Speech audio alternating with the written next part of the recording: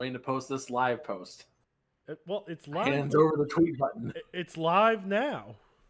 Oh, it's live now. Yeah, it's live now. All right, well, there you go. Wait, the no, tweet's it's telling me live. I have no data. What do you mean you have no data?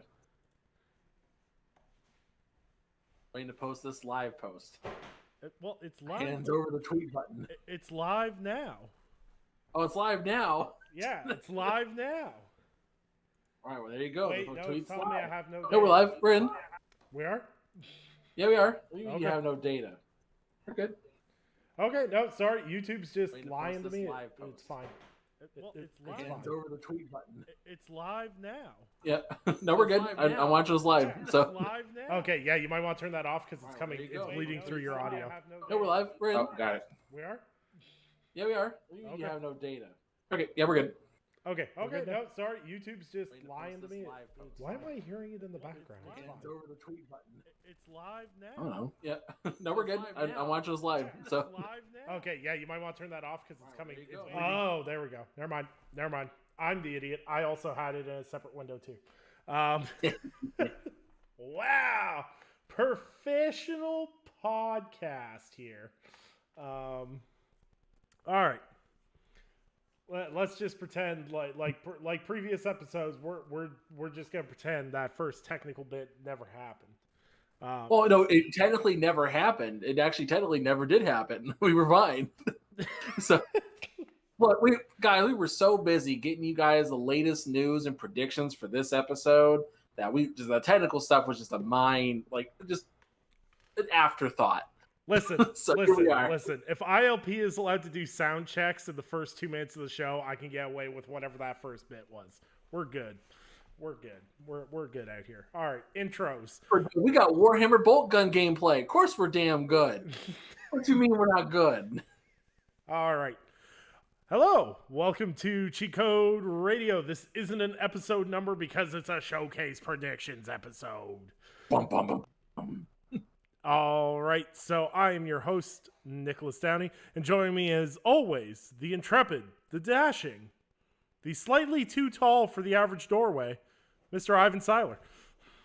Oh man, don't even joke about that today. I already scraped the top of my head this morning, and that wasn't fun. So no, I'm good. Dude, So, I constantly talk about how 6'5" is like peak male performance height because you're bigger than the average dude, but you're still small enough that you don't hit your head off door frames.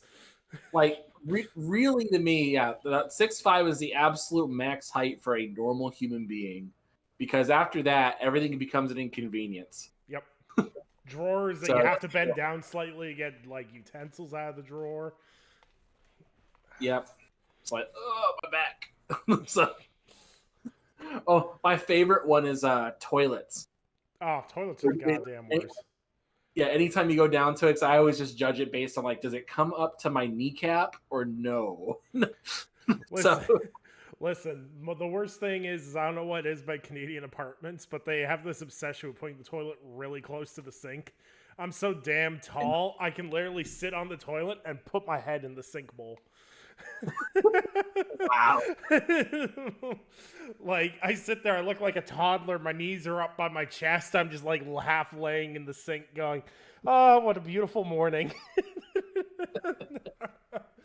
Anyways, enough about my morning routines. So yeah, Xbox Showcase and Starfield Direct on Sunday. That's so ingrained, dude. Yeah, so we're going to talk a little bit about what we expect to see there, what we want to see there, and of course, what we glaringly hope will be there. So we will go back and forth as we always do, and we'll just talk this showcase to the absolute death. Yep. Because we're going to be selfish too. We're not just going to talk this showcase to death. We're also realizing that, hey, Summer Game Fest is in a couple of days, and there's probably going to be some announcements there. So we fully anticipate the Xbox has probably offloaded a couple of things over to our Muppet savior, Jeff Keighley. So I don't, we're keeping that in mind. So some things that we tell you about today may not show up exactly at the Xbox showcase, but it is Xbox oriented, so there's a pretty good chance it would show up there as opposed to Summer Game Fest. Absolutely. So let's kick her off, and we're gonna start with the predictable stuff. You know, the easy stuff, the slam dunks, if you will. Ivan, what's your slam dunk for the Xbox showcase? Yep. So there's a couple of things here. So the way I mentally categorize, which was funny because you and I did the exact same categorization without talking to each other about it. It's like, damn. So the way I did this first one is basically everything that has like a 90% chance of being announced. Things that are just like, no duh, like this is gonna be here. I also have the privilege of Mr. Samuel Tolbert from Windows Central has also written in some of his predictions in here, and I'll throw those in after Nick and I do ours, so he kind of cleans up a little bit. So mine is, I think this is the spot where ZeniMax will probably do another trailer for their Necrom expansion for ESO. Mm-hmm. So I don't believe it's come out just yet, but we're getting close. Wouldn't be surprised they do like a little gameplay sizzle reel, something like that. Just no shit kind of thing. Like, okay, it's gonna be here. Like they've shown an ESO thing at almost every Bethesda event. I would not be surprised if it shows up at all. Next thing I had was Forza Motorsport. Yep. Again, duh. I think it's pretty much a done deal at that point. I think we'll probably get like a Halo Infinite update here. Yep. These are all really safe bets. I mean, they're doing their next season. I don't think it's just started, or like wait, it's something like that. Probably just they'll do a little season update. Maybe do like a Forge trailer or something. I don't know. I don't even know if Forge came out. I stopped caring about Halo a while ago. So, anyway, probably another Minecraft update. They just dropped Dungeons, so it's about time for them to do another an update thing again. They do like a 15-second thing. Wouldn't be surprised if they offload this to Jeff Keighley personally. Yeah. Just duh. And I'll go ahead and throw this out here because Sam and I had the exact same thing on this one, but he's a little more bold on it. I think for sure, definitely, we are going to see Hellblade 2 by Ninja Theory with a gameplay and a release date. So they're going to show a gameplay trailer for it. But Sam was a little more bold with his prediction. He thinks it's going to be October 2023 specifically. And they're going to have a gameplay demo. So I don't know. Hold on, like a downloadable gameplay demo, or like a 10-minute like block of gameplay that they're going to showcase? He does not specify. He says Hellblade 2 gets gameplay demo in October 2023 release date. Okay, I'm going to assume that he means like a demonstration, like gameplay in action, in motion. I would say that's a safe assumption. From what I know from Sam. I think the gameplay demo on stage specifically will probably be the only thing there. That because I don't think the game's long enough to warrant having a demo go out. No. So, well, depending on what the scale of the game is now. True. Being said, yeah, no, that's actually. Yeah, I definitely agree with the ESO stuff. I definitely agree with Hellblade. That was in my obvious pile. Because it seems like it's time. And there's a little part of me that goes, do we see Hellblade 2 at Summer Games Fest? Because they revealed it with Keighley at the Game Awards. But I definitely think by the end of the next week and a bit, we'll definitely have seen something in regards to Hellblade 2. ESO update makes a lot of sense. They're showcasing a new character class. I saw a few gameplay clips floating around of what they're doing, and apparently it's a healer, and like there's teleportation now. Like the character can create portals that you can travel through. in combat scenarios, which is really cool. And I really love all the stuff there. I wish I could get into Elder Scrolls Online, but it's hit that point where it's just so big. I feel so incredibly intimidated trying to start it now. I feel the same way with No Man's Sky and everything else. So I think those are all pretty good, solid bets. I'm going to hedge my also safe bet in a Fallout 4 update. You're going to see the Xbox Series update for that. I think that one's pretty obvious. Yeah. I do have that on my list of just a general guess. And I think they're going to be a little more bold and just do a shadow drop for that. Like, available now on PS5 and Xbox Series X. So it was funny because I sat there until Aaron Greenberg made those tweets yesterday. Because as everyone knows, Aaron Greenberg set some expectations for the Xbox showcase last night. And he said there'd be no TV shows or movies showcased. And I was wondering if they would do... unironically, here's the Fallout 4 update, and also here's a teaser for Amazon's Fallout show. And I'm sorry. Think about that, but I would love that. Yeah, well, see, this is my thing. Is like the thing is like the only reason people were like, ugh, about there being a movie featurette in the PlayStation Showcase was because it was Gran Turismo. If there's someone was like, you already knew about it too. That's the worst part. Yeah, like if they'd been like, here's a sneak peek at the Horizon show, or here's a sneak peek of God of War, or whatever, one of the numerous shows that they've got on cooking, I think people would have been more, forgiving and more interested, and that's why the Amazon teaser for me would have been kind of cool in regards to Fallout, but. Obviously, that's been laid to rest. We're not going to see that. Hopefully, we'll get to see some of that soon. Now, on to some of the other super obvious stuff. I think we'll get our usual indie highlight reels and everything else. Now, we were scratching our brains here last night. We typically don't talk too much pre-shows about what we want to see and everything else, but we wanted to talk, Game Pass, and what kind of cool things would be coming to Game Pass. So we kicked the soccer ball around. For some reason, Final Fantasy VII Rebirth lasted way too long in the conversation. Well, following Square Enix and how they've operated, it makes perfect sense for Square to do it. Did you not see you don't need what happens in the first game? Not at all. Did you not see the post from them about you don't need to play the first part to play the second part? I'm like, oh, here we go. Final Fantasy VII Remake available on Ouya and Switch. But yeah, I will get an indie sizzle reel. You know what I was thinking about the other day, and I want to put this in there, and I wasn't sure whether to put it as wild, pipe dream, or what. But do you ever think we'll see Last Night again?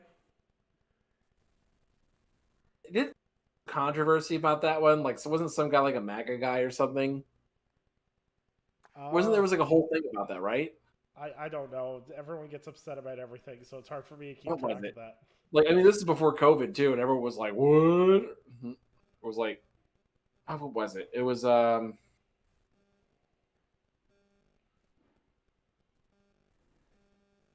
Tim Surratt. Yeah, he's fair. Yeah. He's a fairly right leaning dude. Yeah, no, that was the whole thing about it. Yeah, I remember. Yeah, I just remember there being a big thing, and like it was just like it kind of went underground after that. So probably not. So let's see. Let's go through some of those Game Pass contenders while we're here. This is really the only part that Nick and I really went back and forth on. The way we kind of looked at it was we didn't want to just include any game that could show up on Game Pass day one. But we wanted to pick like games that were kind of like prime targets for it. So this is what we came up with. So the first one was the Alone in the Dark reboot. Comes out in October. If Hellblade's not ready in October, That's a pretty good get. Like, there's a little bit of buzz around it. It's not quite big enough where it might get that success level that they're shooting for. So I thought it was a pretty good guess, I guess, for it. So, Final Fantasy VII Rebirth. That's still on the list. It's on my list, sir. But no, really though, like, I don't think we'll ever get Final Fantasy VII until they're done doing like the 3-part remake crap. Like they'll say, okay, now it's available on Xbox, and it's like 10 years later. Like, okay. Well, you know what the worst part of that is? You're right, because it'll be like 4 years by the time this one launches. There'll be another 4 years for the next one, and then we'll get the definitive edition of the trilogy on Xbox Series Y. No, I'm calling it Double X. That's what I'm shooting for. We're gonna do just add X's and S's. No, the hell we ain't, because the Xbox Series S would be the Xbox XXS. Oh God, why? No. All right, so here's what we got: Killer Clowns from Outer Space. That screams Game Pass to me. Yeah, it's online multiplayer focused. Mm-hmm. You need a player base for it to survive right off the bat. Yep, it's got pop appeal, so Xbox would want it. Like, because it's like, oh, look, it's a property. That's kind of the main thing with a lot of these. We were looking for like property names that people could get behind. So that, and also that's like we talked about Lollipop Chainsaw remake that's still supposed to come out this year. So that would be really cool if they showed that off in the first place. But then also just dropped it on Game Pass. So that has, again, limited appeal there. Payday 3. That's still slated for this year for some reason. Although we've seen absolutely nothing about it. There ain't no way. I mean, the way Payday 2 was set up was that there was microtransactions galore. So if they just put the base game on there, I could see people jumping on board. Oh, no, I don't mean no way it's an Xbox Game Pass. I mean there's no way in hell that releases this year. Oh, gotcha. I would clarify. I was like, no, sure. I do not doubt their ability to really be like, here's the base game and here's $120 of microtransactions. I do not doubt their ability to do that. Yeah. We had Stray coming to Xbox, which we already knew about. So that's them dropping Game Pass when they dropped on PlayStation Plus, which I thought was hilarious when they happened the first time. Because they said, we're never going to have day and date games. And like 2 weeks later, Stray, day and date. Doesn't count. It's a cat. Yeah, well, it doesn't count as first party. Well, it doesn't count because it's a cat. The cat don't listen. Oh wait, you can argue that it does. You can argue that PlayStation has dropped day and date games on subscription services from first party. MLB The Show. Wait, no, that's not on PlayStation Plus day one, is it? Is it? I don't know. I just know it's on Game Pass day one. Yeah, I'm not 100% sure that's actually on PlayStation Plus day one. I don't think it is.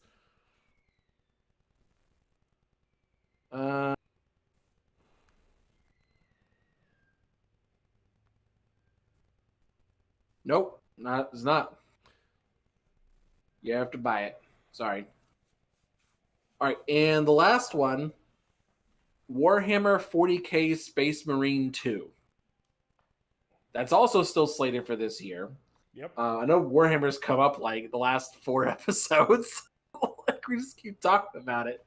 But this one made a lot of sense to me specifically because it's Focus Home.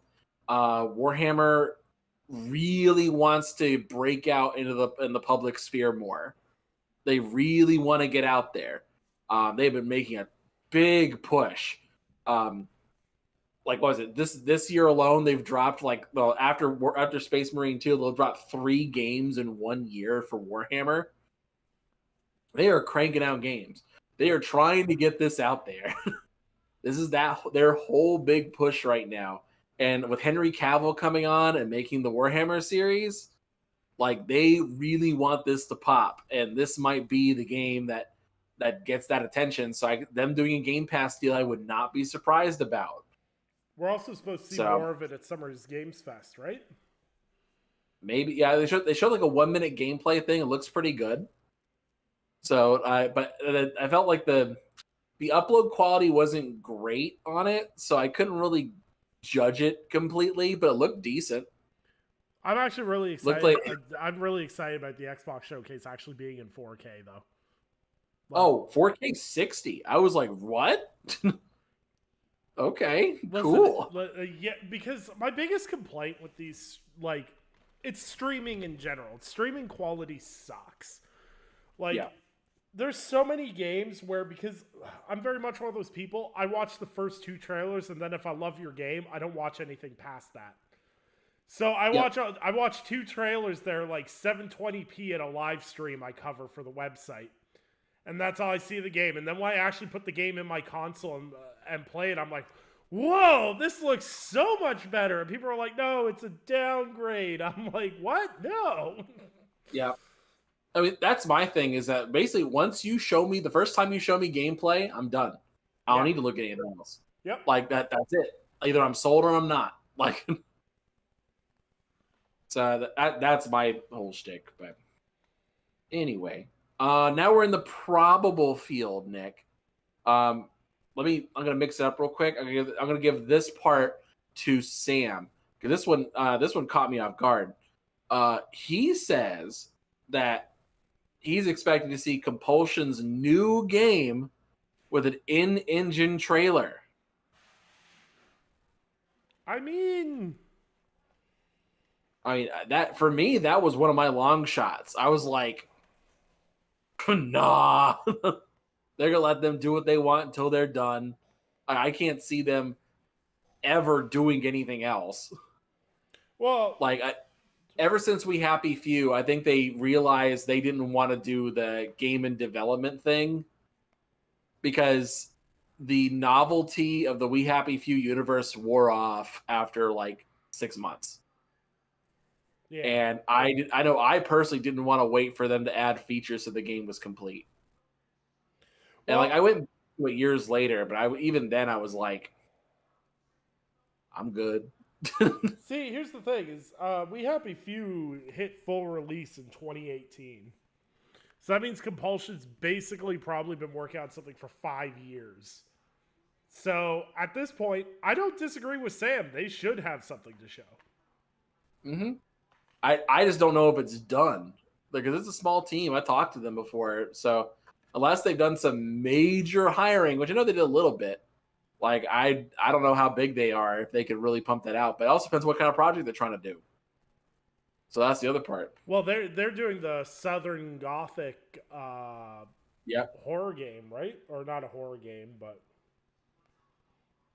Was that them? yep. I know somebody was talking about Southern Gothic. So, Oh right. yeah, yeah. Compulsion Games has doubled in size. They're yeah, they're currently at about 100 people currently. That's as of 2021. They might be ready. Like not this year ready, but next year ready. Oh yeah, and I think the big caveat too is I know a lot of people took what Aaron Greenberg said about no CGI as being like, hey, whatever we see we'll be playing. But I think the important caveat is he said not necessarily everything we see here will be, within a year. They're ditching that Yeah. format. And I think you can show in-engine footage of a game that's 2-3 years off. Absolutely. Yeah, I think Microsoft ever since last year, after having egg on their face, actually no, the last 2 years really, with Halo and all this, they have been because of all the egg on their face from that whole debacle, they're just gonna stop announcing release dates and giving time windows for stuff. mhm, I think they're just gonna stop doing that entirely. yeah. They're only going to say it if it's a done deal. Like we know it's done, it's gone gold. Essentially, internally, we're ready to go. So I just don't see them doing that anymore. Yeah. No, I think Compulsion's a pretty safe bet in the wheelhouse of things. I don't think we necessarily see anything in depth, but we will definitely see a trailer that kind of sets the tone for what they're working on. Yeah. I wouldn't be surprised about that. All right, Nick, what do you got in the probable field? What you thinking about? What do you think is probably going to be there? Not a done deal, like 60% chance, more than half. So I got Sea of Thieves in here, but not for like just here's a Sea of Thieves update. I think they're gonna have a crossover event.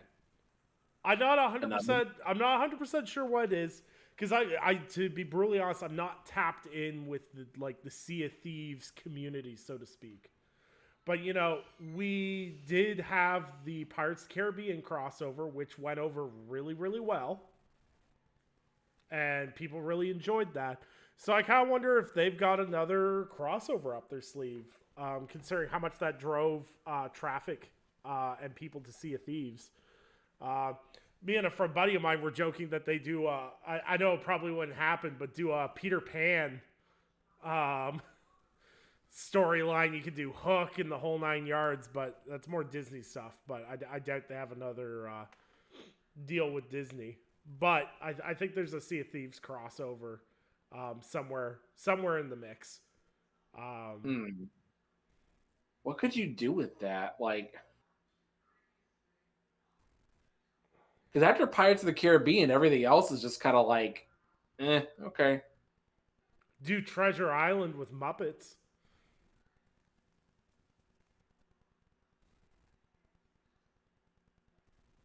No, you can't say that to me. No.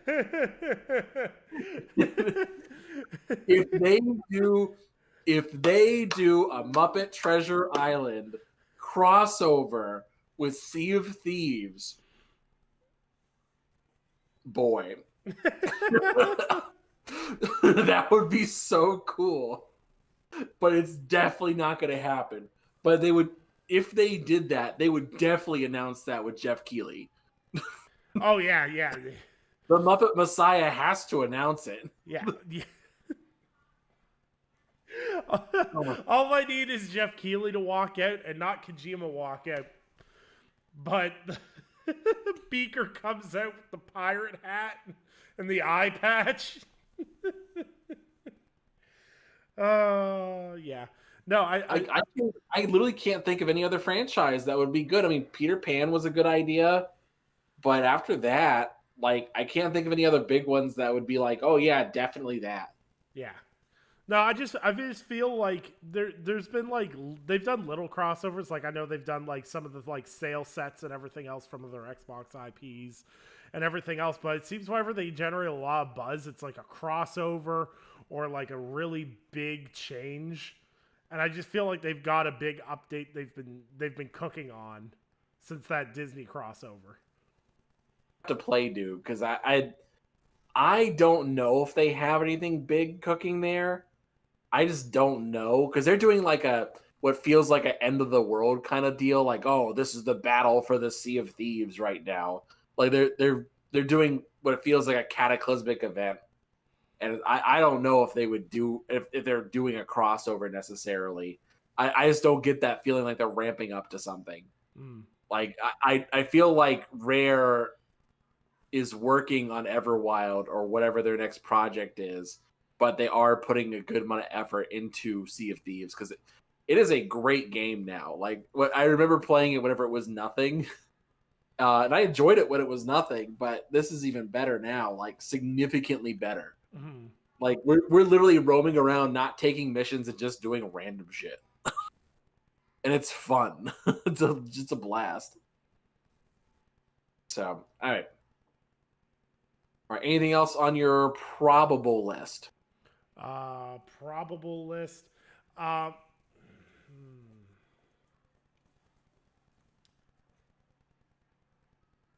want to put it in my probable list. This should be in my far off list, but I want to put this in the probable list. I think we see Quake here.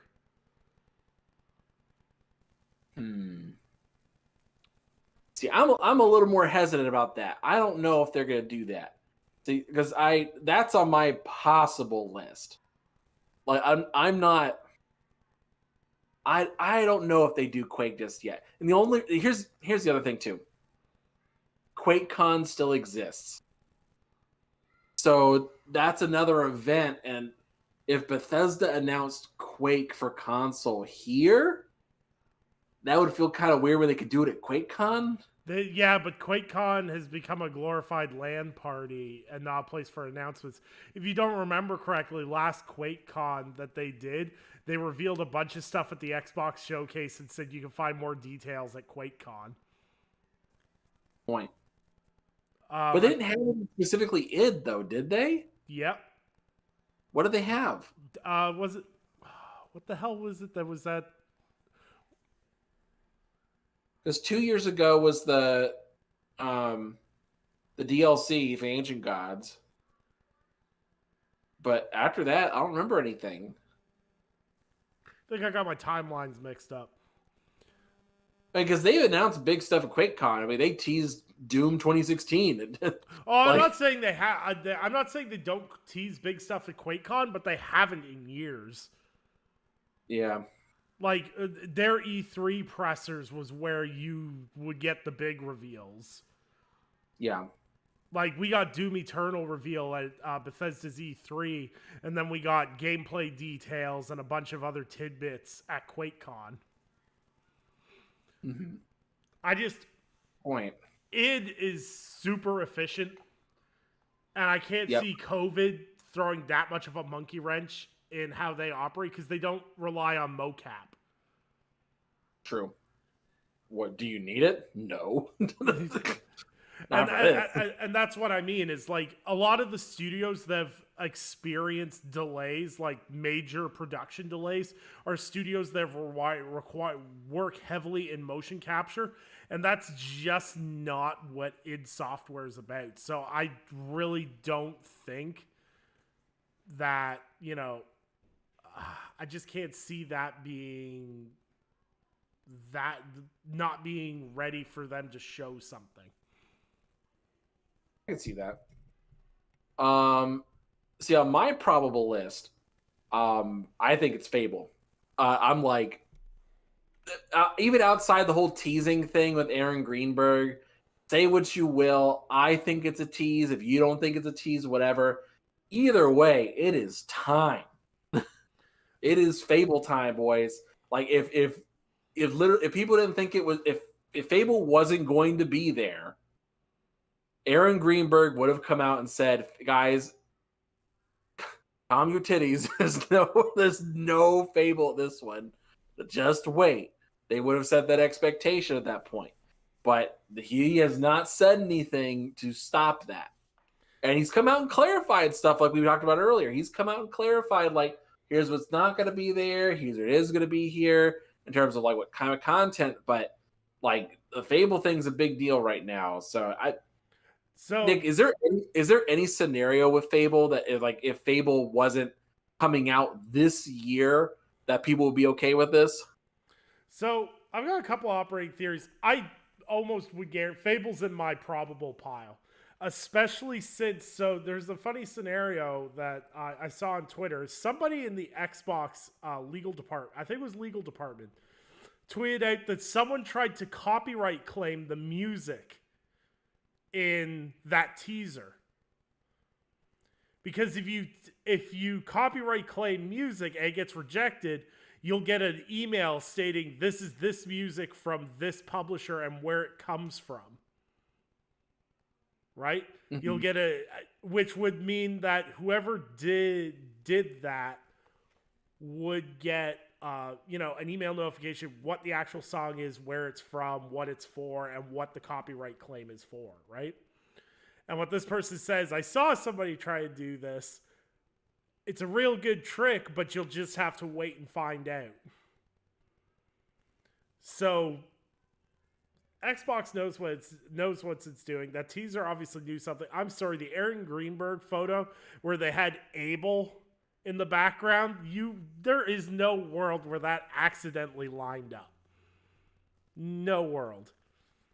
Like, the only way that accidentally lined up was because they were sitting there having a meeting and went, "Hey, look, there's Abel. We could really get away with something here." Yeah. That's a, I don't know. For me, I don't really, I don't put a lot of effort into that in terms of thinking about the details. I also looked at the music. It doesn't match any pre-existing music, which I found really funny, by the way, because you had all those people who were saying things like, "Oh man, I know that music anywhere." It's like, well, no, you don't. That's that's not the Bowerstone sound. It's not. I looked it up. I listened through all the Bowerstone themes. It's not the same music. It's close, but it's not the same music. So I don't. It's definitely trying to evoke that because they really had to search for that one.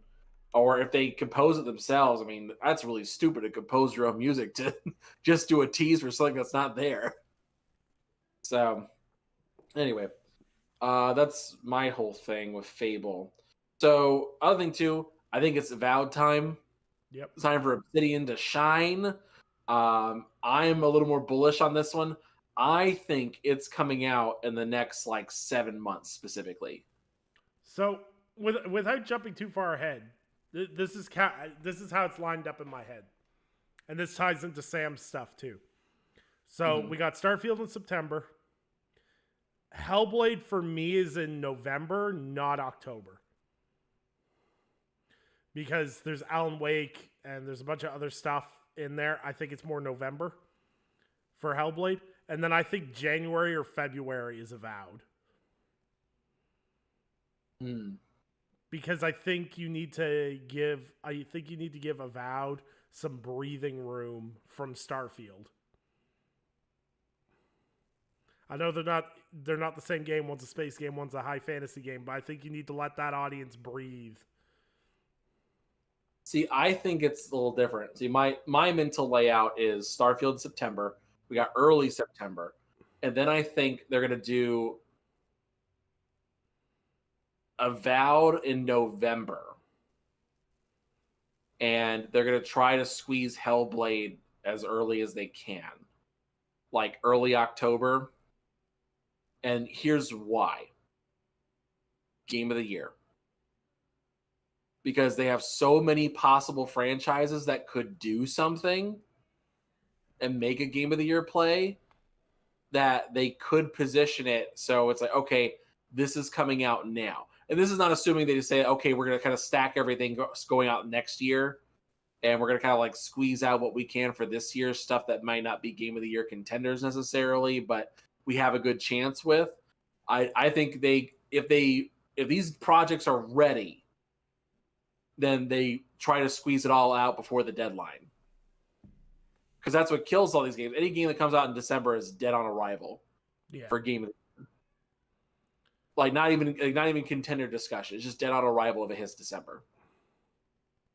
Even if it technically makes the cutoff, doesn't matter. It's got to be November at the latest.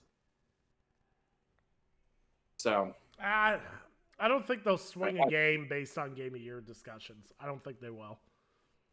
Not on a year where Zelda exists. Like what's the point? That's true. That's true. Like you have Starfield that should be your big, that's like your big release. Your one play. Yeah. That's a good point.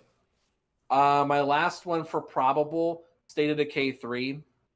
Like, I don't think it's coming out this year, but I think they show an in-game trailer, like a story trailer, and it set expectations for what that is and what that product's going to look like. Hopefully a gameplay trailer can kind of show us what it is a little bit more. And so, yeah, the gameplay's changed, but we'll see about that. I think it's time for them to show something because it's been a while since the last time we saw anything. So, I think that's kind of the biggest challenge that Xbox is going to have with this showcase is there's a lot of things that are in the probable pile because there's a lot of stuff we haven't heard about in a while.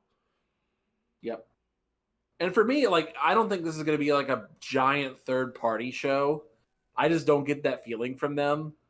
I don't get the feeling that it's a giant third-party show because I feel like with Keighley doing Summer Games Fest and a lot of other publishers like Ubisoft doing their own presentations, it feels inherently like third parties are going to more favor Keighley unless they have a straight up marketing deal. And I just don't feel like there's a lot of third parties coming out in the back half of this year that people are clamoring for.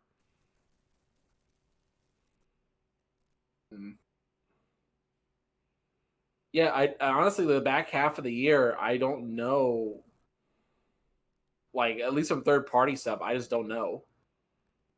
So this will be weird. I'd be very curious to see what happens here.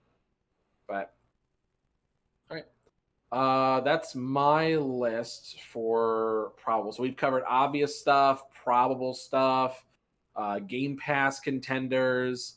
So let's move more in the possible space.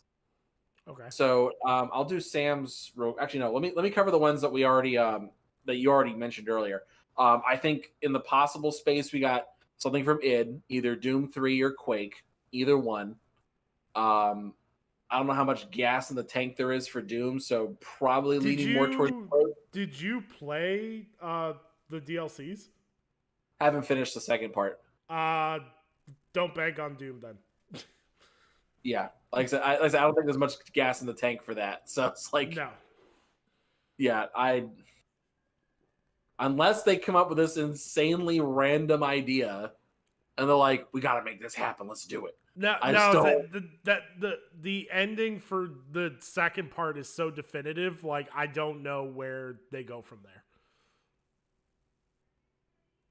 I don't know what they're doing either necessarily, but yeah, Quake. I always felt like Quake was a better call for where they're going to go. But also, I just don't know where they're going to go after that if they don't do Quake. So yeah, like we could see a new id IP. That'd be cool. Yeah. So that's the one you mentioned earlier. I wanted to bring up that there.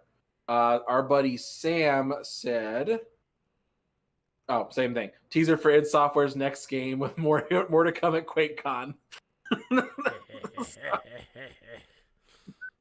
Damn it. Okay. So we'll just kind of go back and forth on this, I guess. So what do you got here in the possible pile, Nick? What you got? Well, I think in the possible pile, we're talking limited third parties. I do think we get to see a little bit of the Like a Dragon sequel.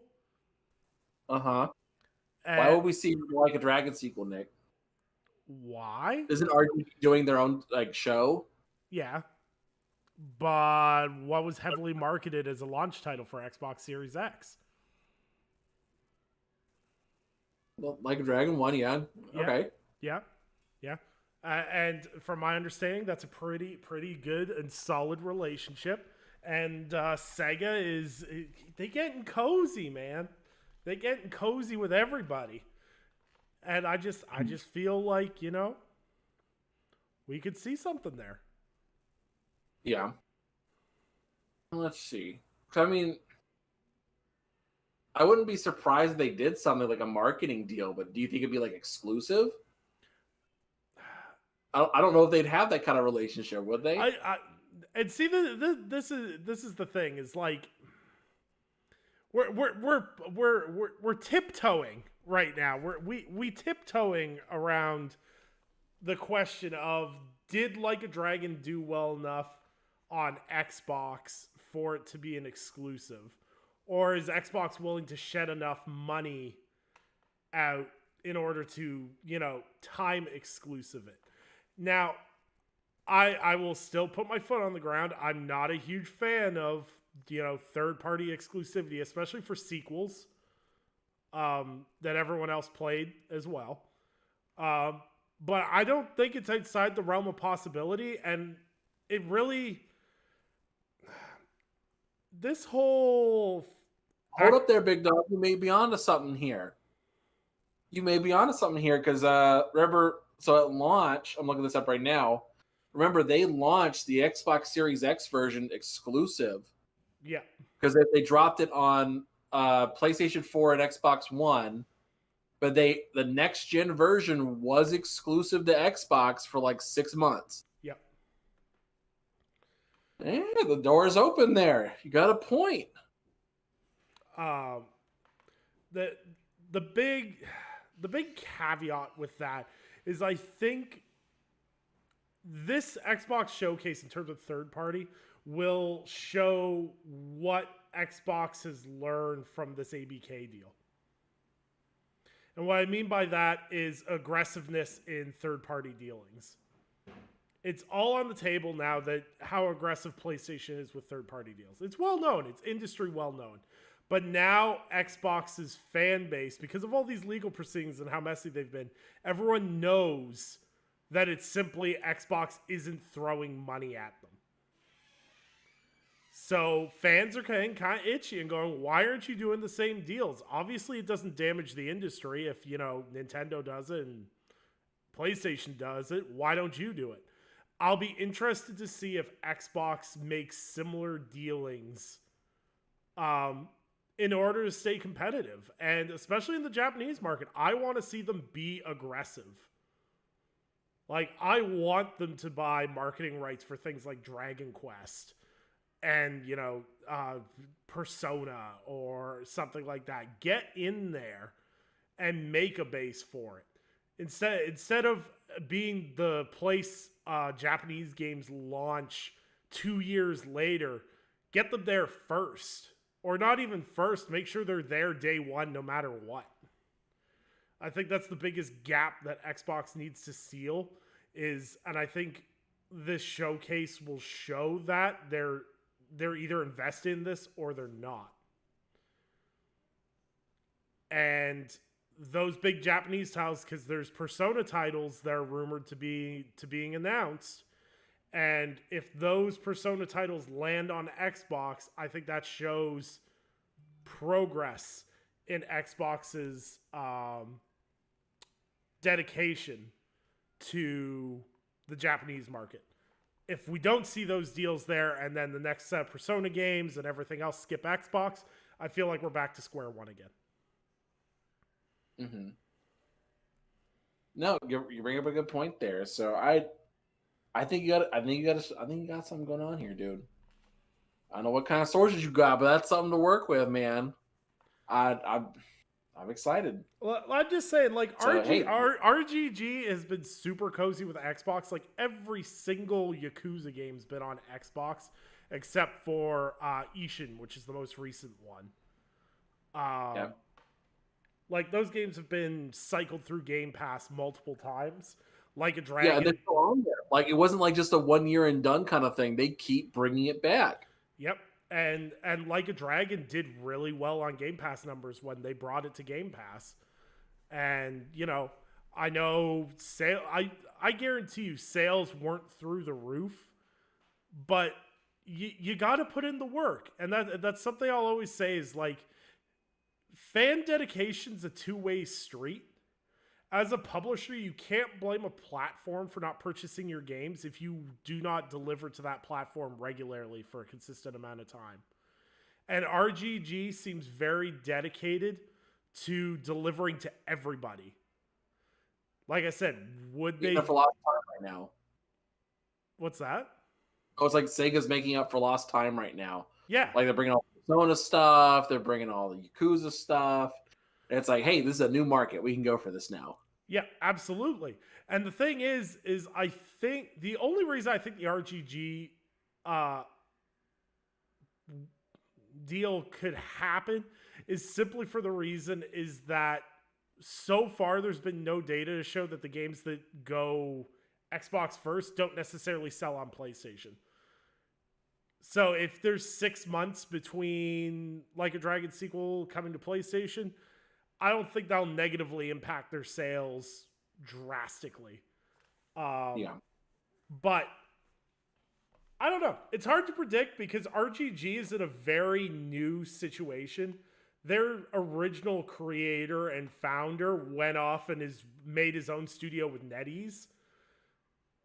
And now the longtime developers are now, heading that project just as they always were, but without the the lead, the creator, if you will. So, Yeah. If you're a studio and you're trying to find stability, doing a deal with Xbox and covering your development costs might be a way to do it. I'm just saying. Not a bad pick. Let's see. So this is the other thing too. For me on my list, I think Double Fine's next project, baby. I think they're ready to announce. Like they may not be ready, but they're ready to announce. So, like, it could be either. For me, it's one of two things. Either it's a smaller project they've been waiting to work on, one that because they're a fairly large team, all things considered. I think they're like 120 comparatively, but I know they've been working on Psychonauts for a while. Please look that up for me to verify. I was kind of spitballing there, but they've been working on something for a while, and ever since the Xbox acquisition, I know they've been working on another project besides Psychonaut 2. So it could be a smaller project, or because they did a little teaser that said Psycho and then had XXX from the Xbox things, that could be Psychonauts 3. But if it's Psychonauts 3, I think it's more just an announcement than anything else, because I think they realize, hey, this is like a successful franchise for us. So let's see what we can do with this. So we'll see how that goes. Other than that, I got Machine Games, their next project. I think it's time for them to show off a little bit of Indiana Jones. Mainly because you got the movie coming out this summer. Kind of lines up with that a little bit. So it makes sense to announce it now and just show a little bit. And it may not be ready till next year or late next year, but you give us something. So I think that would be good. If not Indiana Jones, maybe Wolfenstein 3, thoughts and prayers. Just hope.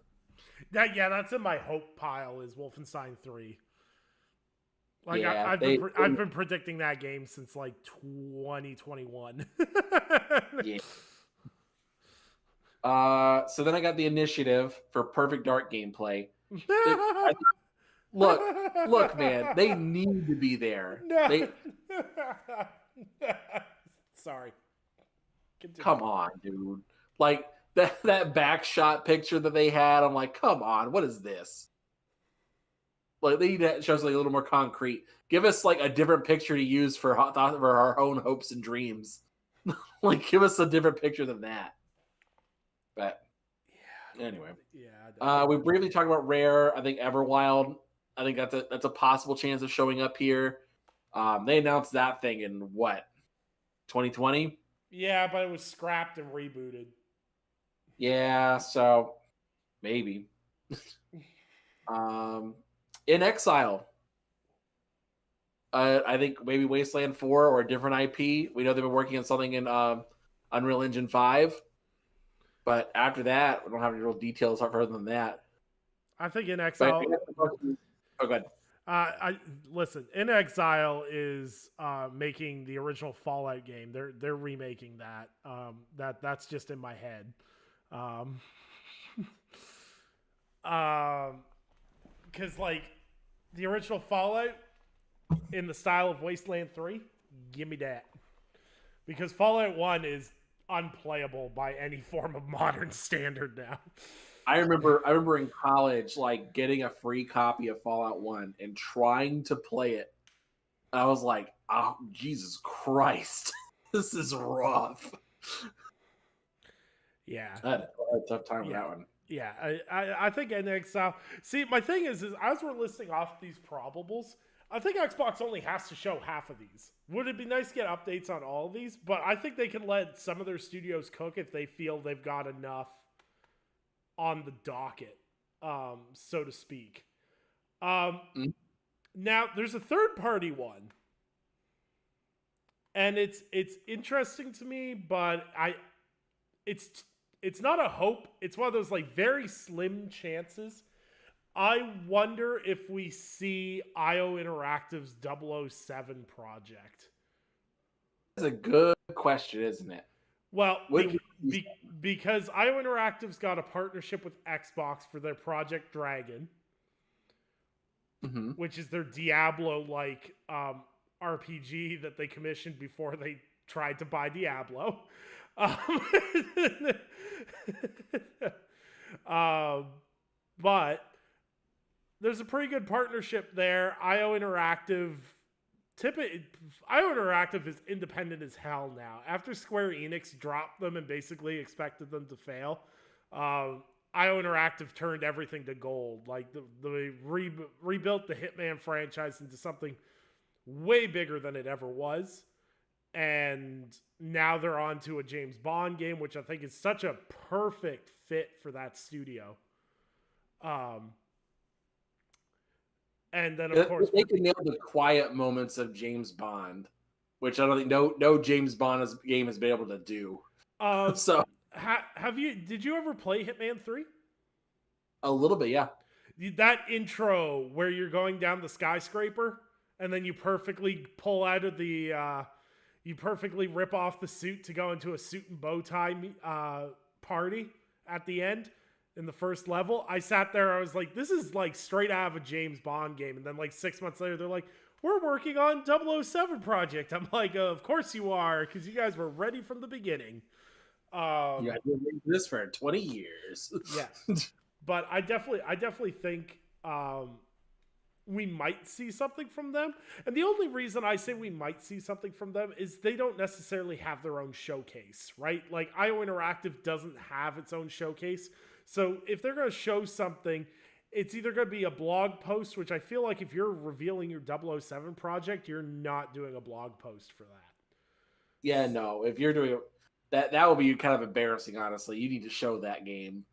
So like I'm sitting there going like PlayStation shot their shot. There's nothing we didn't see anything about it there. Maybe we see it at Summer Games Fest. Maybe we see it at the Xbox Showcase. Maybe we don't see it till next year. I definitely don't want them to rush it, and I don't know what resource allocation looks like. Like, are they putting more effort in getting Project Dragon off the ground, or are they putting more effort in getting the 007 project off the ground? So. Yeah. That's a question. I really don't know the answer to that one, so we'll see. But all right. Let's see. That's kind of all my possible ones. And I got long shots. All right. So did I get Sam's? You know. So this is the long shot one, and I'm gonna hold Sam's until I talk about mine, because he and I are in the same boat of what our his long shot is my dream. So So the long shot ones I mentioned were the Compulsion new IP. I think that like we talked about that earlier. Coalition. So Coalition's in this weird boat where they're the one studio that Microsoft put together like in this most recent generation that succeeded. Mm-hmm. So they don't have anything to prove to anybody, unlike Initiative. So I don't know what they do with that exactly. So I'd heard bits and pieces. Last thing I heard is they were looking at doing a new IP. I don't know how that's gone. So I don't know. What do you think? Like, do you think Coalition might show up to this, or no? They're gonna skip this year again. See, I kind of wrote the Coalition off as they're cooking. Let them cook. You know, it is what it is. They're masters of Unreal Engine 5, so give them an extra year to carve it out. But Jez Corden's been like sneakily like tweeting things about it. And now he's got me second guessing everything I thought about it, going, well, maybe. Because the thing is we don't really know how the Coalition is running without Rod Ferguson. Right? If this was the Rod Ferguson Coalition, I would 100% go, yep, they'll have something. Because that man's production pipeline is immaculate. Mm-hmm. And we haven't seen anything from the Coalition since Rod Ferguson left. So is it was time? High Buster under him? That's a good question. I'm trying to remember if Hivebuster was after he left or just as he left. You look up Hivebuster release date. I'll look up Rod Ferguson. I want to say 2019 for Hivebusters, but let's see. Of War Hivebuster.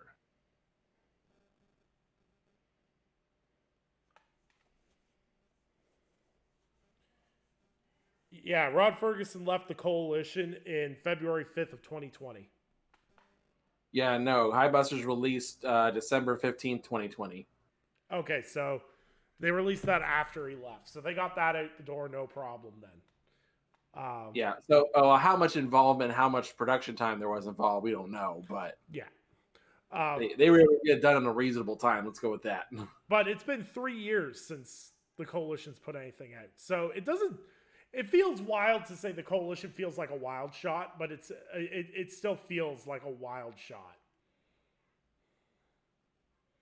Oh, and if you guys are watching, please drop a like on the video so we know that you've watched. We always appreciate that. So just please do that for us. So we would love that. Let's see. So this is my long shot. By long shot, I mean like 100+ yard, Barrett 50 cal, the wind's against you, that kind of shot. See, we're talking like American Sniper. I got you. Prey 2. Oh boy. But not 2017's Prey from Arcane 2. So this is the thing that I got to talk about for a minute because it's kind of weird. So there used to be a company called Human Head. Human Head created the original Prey. So they created this game, entered a deal with Bethesda to create Prey 2. They scrapped it. Bethesda sued them. I think Bethesda was the one who scrapped it. And then they sued them for not keeping their contract, sued them into oblivion, bought the studio. And now all those people who bought the studio got dissolved. And then Bethesda conveniently created a new studio called Roundhouse. And it's all the same people from Human Head. So I think they're the only ones who haven't done anything, and all they've really done is just some support work for other studios. I think Roundhouse making their own game is a possibility. In fact, maybe not even a possibility, just a probability, really. They're probably making their own game, but they're working on support work for everybody else. The team's too talented to not just waste it on support work. So I wouldn't be surprised if they came out there and announced it, and I can't think of another franchise to give them, but how funny would it be if they said, okay, Arcane Austin, all of you left? Cool. We're doing a sequel to the original Prey. So, Roundhouse is announced as doing a new game. It's a work on unannounced title, and they were also doing support work for Redfall. Yep. Which, but yeah, no. Interesting. I don't know if it's Prey 2. I just think that'd be really funny. Especially if they were the ones who picked up all the Redfall devs who did more work on Redfall. All right. Now you're just getting sloppy. Messy that boy is. Messy. Yep. What you got on your long shots list here, Nick? What you got for me?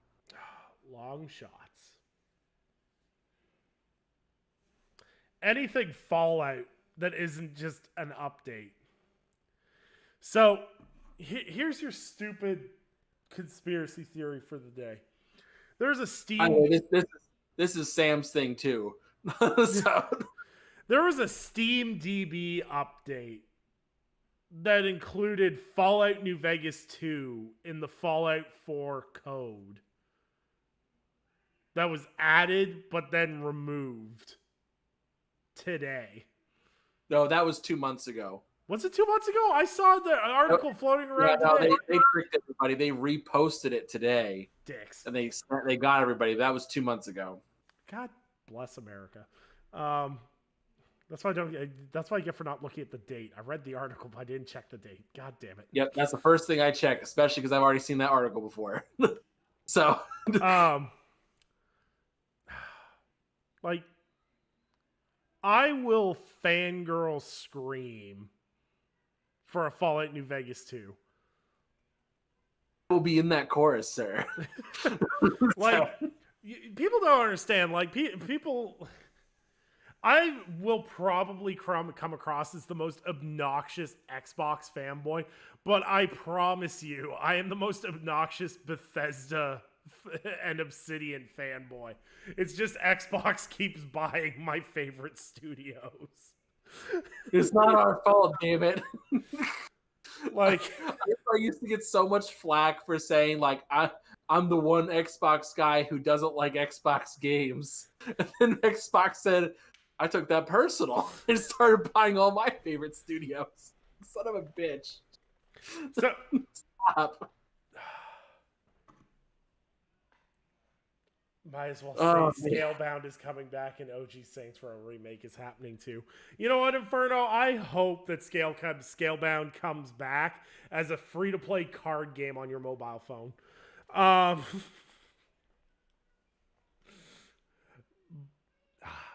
don't know. There's just this tiny hope because Sawyer, that worked on Pentiment and also worked on the original Fallout New Vegas, tweeted out that, you know, he is not working on Avowed. He is not part of that team. And to redirect all of your, and I put in quotation, uwoos, to other people on the Obsidian team. So if he's not working on Avowed, and I don't imagine he's working on Outer Worlds 2, what is Mr. Sawyer working on? Nick. Yes. I need to tell you about my vision. I have a plan, Arthur. So, oh God. This is the end game. This is Xbox could literally be taking a shit all over the stage for an hour and 30 minutes. And if this happened, everyone would forget about it immediately and say greatest showcase ever. This is the dream. It's a dark stage. Uh-huh. A single light comes down, and we see Todd Howard, his 4'9" butt, walking across the stage, and he says, "Thank you guys for coming out to our show. Remember, afterwards we're going to be showing Starfield, but there's one more thing I want to talk about for a moment. It's like we want to thank you guys for your love and support for Fallout. We absolutely love and respect it. We want to see more from you, and in order to keep that love going, announcing today, we're shadow dropping the next gen patches for PS5 and Xbox Series X and S for Fallout 4, as well as Fallout 76, bringing it up to 4K resolution at 60 FPS native, except on the Series S where it will be upscaled. And we just want to thank you for your support. We love and respect you. And then all of a sudden, coming out from stage left, we see Josh Sawyer walking across. And Todd Howard looks at him and looks up to him and says, "Josh, what are you doing here?" He's like, "Oh, I heard you were talking about Fallout. This would be great." And he said, "Oh, well, Josh, you love Fallout too? Of course I love Fallout. I helped to write Fallout New Vegas." It's like, "Oh, wow, that's really good. Do you have anything you want to say today?" And it's like, you know what? You're right. There is something I want to say today. Starting today and shadow dropping today, we will be updating the backwards compatibility title for Fallout New Vegas from 360. So that way it doesn't look like complete ass. So it would be at 4K resolution, 60 FPS, and look just like the 360 version they updated for Fallout 3. And it'd say, "Oh, yay, thank you, everybody." And all out of nowhere, from stage left or stage right, Brian Fargo walks on stage. And it's like, and they both look at him and say, "What are you doing here?" It's like, I don't know. What am I doing here? And then he says, "You know what? I feel like I'm going to make an announcement today." And all three of them like put their hands together in the middle and says, "We're announcing today Fallout New Vegas 2." And Todd Howard puts his hand in first and he says, on the Bethesda engine. And then Josh Sawyer puts his hand on. It's like, written by me. And then Brian Fargo says, directed by me. That's it. How did our prediction episode devolve into Fallout fan fiction so quickly? Look, no, that's Horizon Zero Dawn. That's Fallout fan fiction. So, it's the Todd Howard voice. We're never going to get him on the podcast after that impersonation.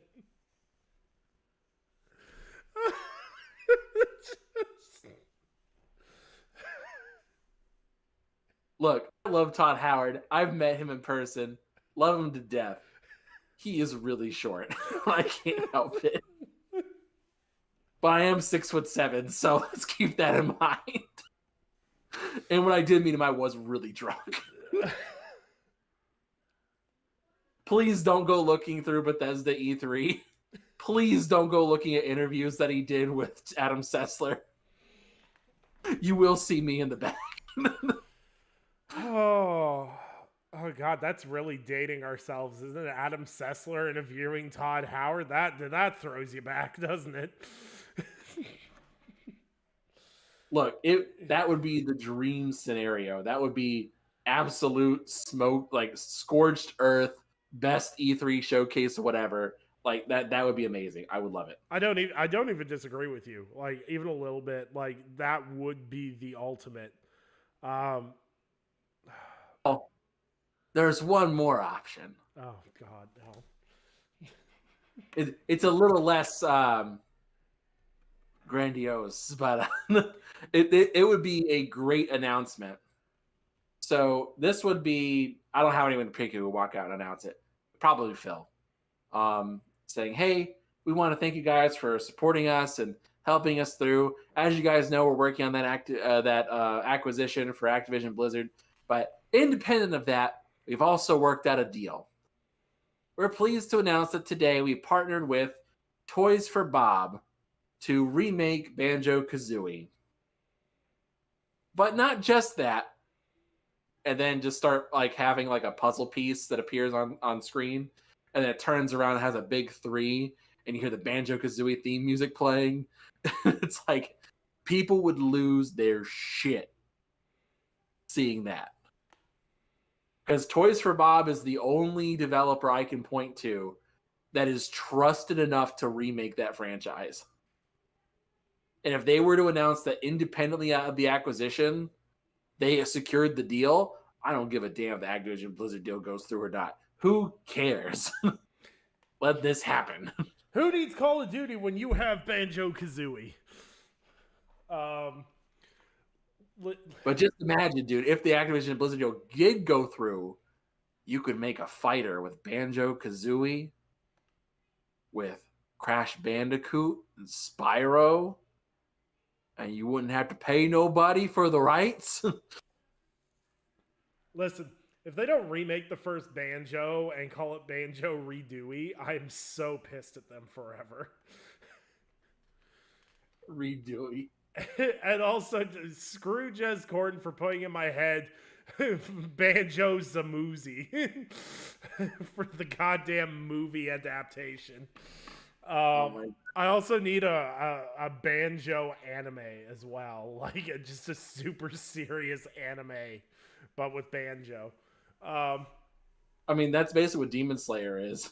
Oh my God.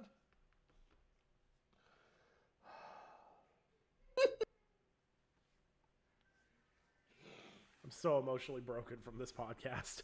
Look, just replace Tanjiro with Banjo. What's her name with Kazooie? She's on his back. She's in a box. She only pops out when she's needed. You are too much. You are a whole lot, sir. Thanks, sir. All right. Anything else we want to talk about? Any other inside sources, Nick? Please drop some great news on us.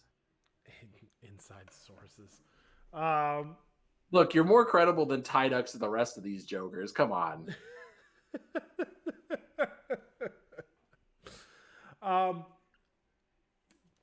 Here's the thing. I think a lot of the stuff I've heard is stuff that we're kind of predicting in general. What games we'll see there. Fable's going to be there. It's funny. I actually heard about Fable being there 3 months ago, and I dismissed that source as not reliable because I was like, there ain't no way they're still hiring for all these positions and showcasing Fable. But the only thing I'll put into the ether is I do believe there's a Fable collection. And to give people an idea how much I do believe there's a Fable collection is I wanted to do a replay of the series, and I honestly have not because I want to wait and see. Uninstalling Fable Anniversary. Okay. All right, uninstalled. I'll wait. But I feel like there's a collection coming. I know a lot of people are really ridiculously horny for a Gears collection. And I don't really know where that comes from because 2 and 3 have aged pretty damn well. Mechanically and visually, honestly. Well, the only thing with that, and actually this is something that Sam brought up earlier to me, but we were talking about this earlier, is that PC. Getting those games on PC. Then if they're going to do the work to do the ports, you might as well just do a remaster collection at that point. Yeah. But one of the things I think they'll avoid is I think they'll want to avoid bringing... This is one of the reasons why I don't think we'll see anything from Gears 6 here, is I think Xbox is painfully aware of the Halo, Gears, and Forza motif. And we already are going to have Forza there, and there's probably going to be some Halo Infinite stuff. So they might avoid the trifecta if they've got enough to show. And I don't necessarily believe that a Gears collection needs to be a showcase piece for them. Yeah. Now, a Fable collection works for them, and to add the caveat, because saying, well, a collection of this wouldn't work, but a collection of this would work, and my reason for that is, if you go, hey, here's a Fable collection that's coming out at this date, and then you have a gameplay teaser of the new Fable from Playground Games, it all ties in together. Not saying that they can't do the same thing with Gears. Here's your Gears collection, if you will, and here's footage of Gears 6. They could also do that, but I feel like Fable is the much heavier focus here.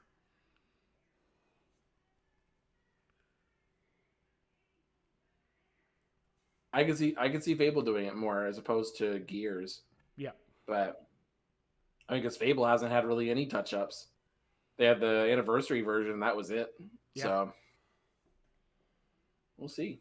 We'll see what happens with that. So man. Yeah, I got to download Banjo-Kazooie again. God damn it. Any other wild and woolly predictions? I mean, I don't have much. I don't have any inside sources really, but nothing fun. No, I think it covers all of our stuff, though. I think we have a pretty solid showcase lined up here, so we'll see what happens. Like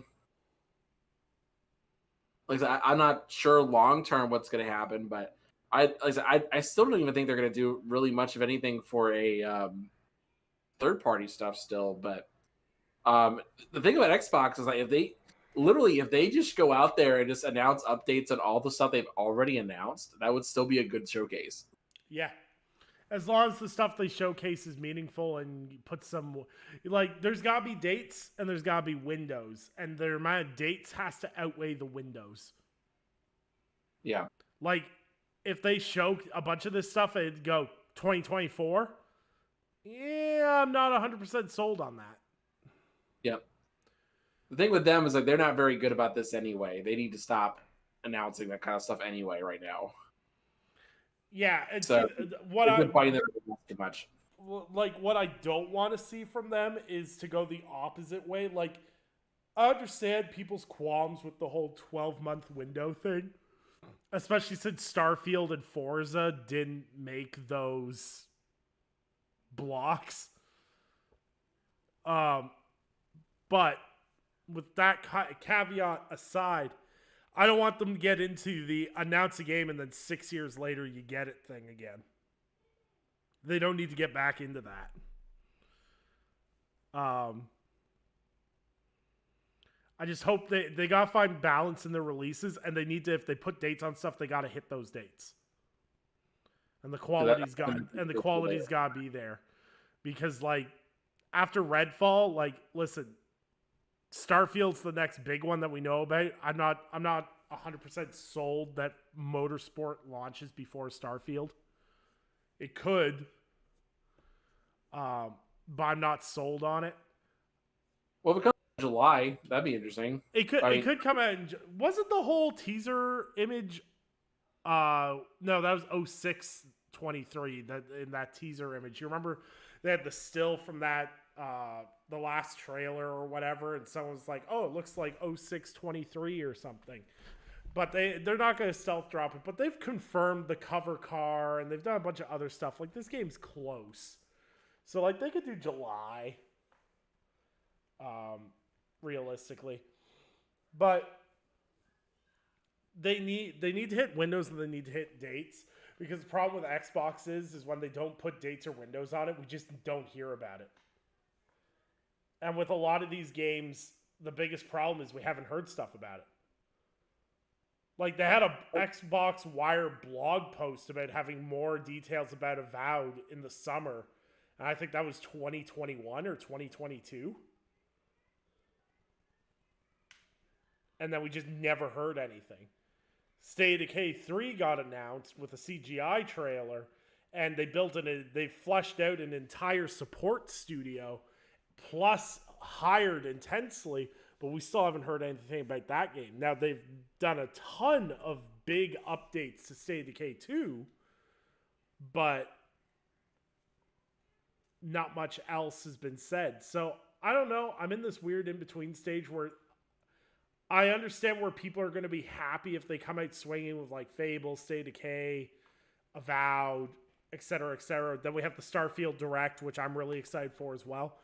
But if they come out swinging with that stuff, if there's no dates on any of it, it kind of dampens my excitement. Like, if you're right. Like if you showcase more, even if it's gameplay of those games in motion, but you don't put a date on it, it's kind of a buzzkill. Like, look at even the conversation we had about Spider-Man 2, right? At the PlayStation Showcase. Great showing for Spider-Man 2. Looks cool. Looks like everything you want from a Spider-Man sequel. And then we got to the end of the showcase, and there was no date on it. And that just felt super weird. I think for that one, what made it worse was that it was a really deep gameplay dive.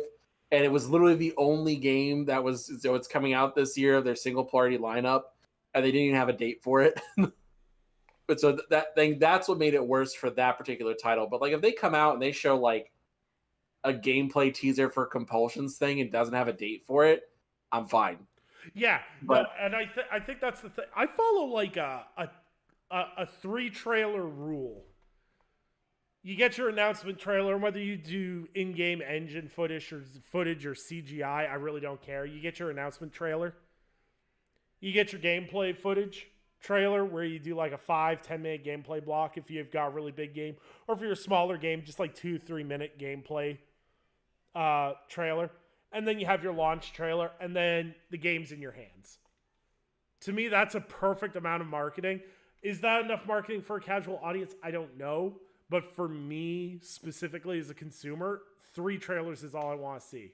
I shouldn't be able to search something and find 19 different trailers across an 8-year period of stuff you were teasing. Mm-hmm. And like,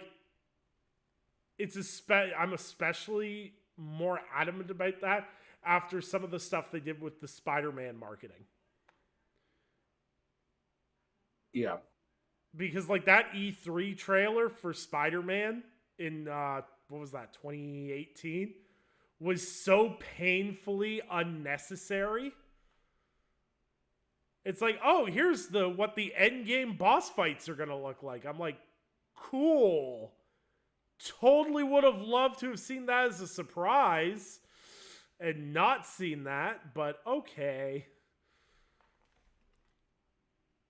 And yeah.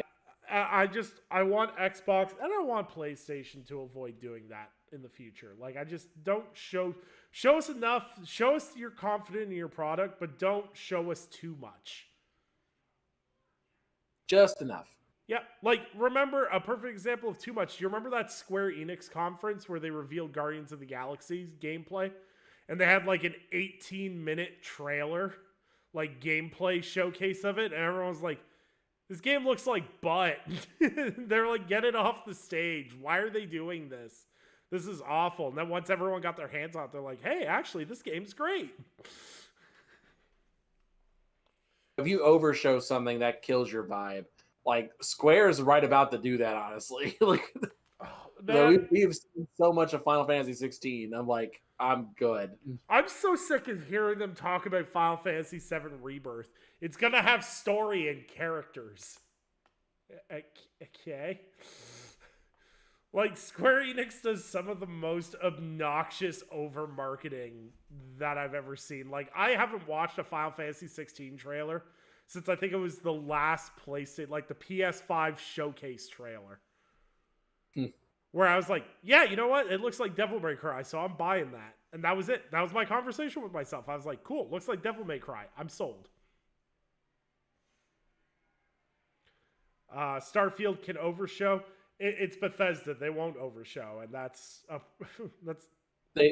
Bethesda has a really good track record of just showing you just enough to sell you.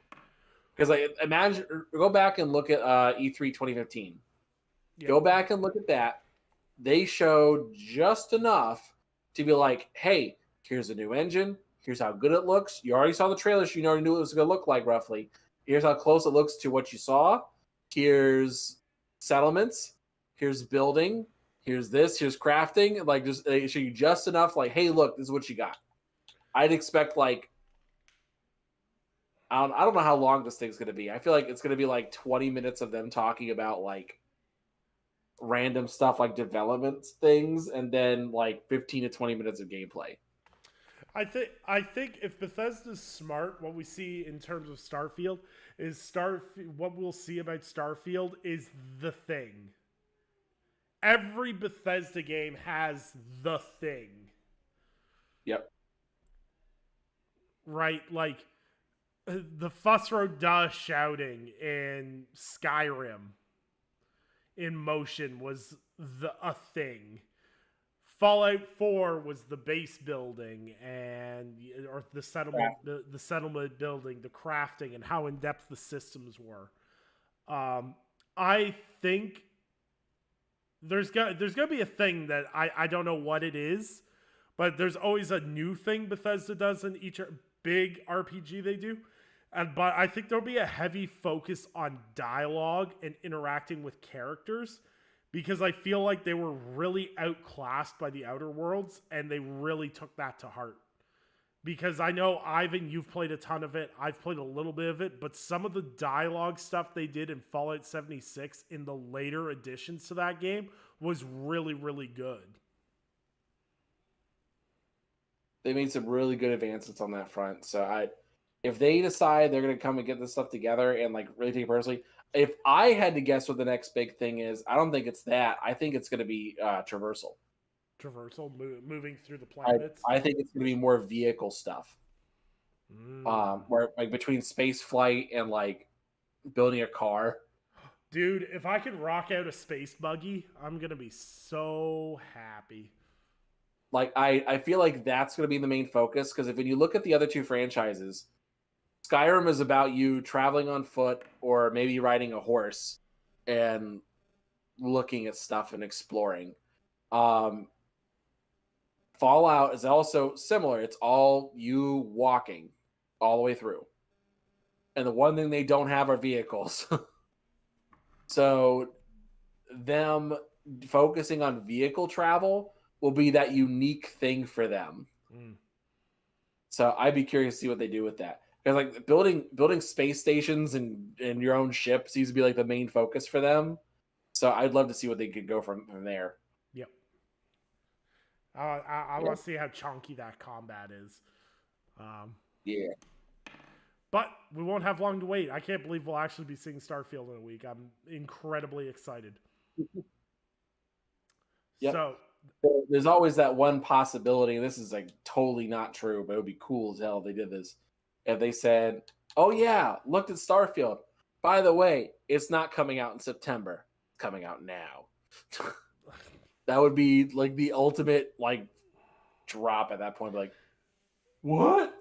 dude, you know what's wild is people are seeing the controllers and the headsets in the wild already, and I'm like, yo, Shadow Drop? It is really weird that stuff is out already. I will say that. That's weird. Yeah, like... So. All right. We'll wait and see. Yeah, we gotta get out of here. This is how we internally time ourselves when our footage cuts out. yeah, we're into the final 8 minutes, but outros don't take that long. Ivan, where can people find you? You can find me on Twitter, Xbox, PlayStation, Twitch, whatever, all the same thing. Anchorman V2. Nick, what about you? Where can people find you, sir? People can find me on Twitter at NicholasGP Media, and you can also, of course, subscribe to us here.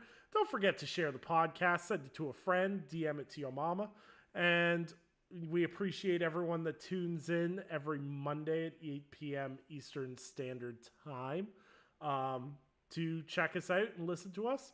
And we'll circle back next week and see, how well did we do? Did we do well? Did we not do well? If it's anything like my PlayStation Showcase predictions, it was terrible. Look, all I really hope, beyond all hope, is that Muppet Treasure Island is real. Well, you put that in my head, and I hate you for it. I want it. Listen, all I'm imagining is you as a gonzo. It's a gonzo pirate being fired out of a cannon by Meg, and it's hilarious in my mind. But no, I'd be Pepe King Prawn. Oh my god!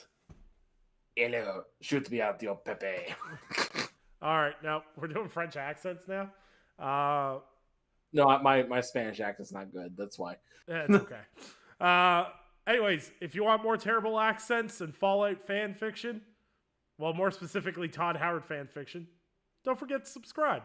And we'll see you guys next week at 8 p.m. Eastern Standard Time. Bye for now.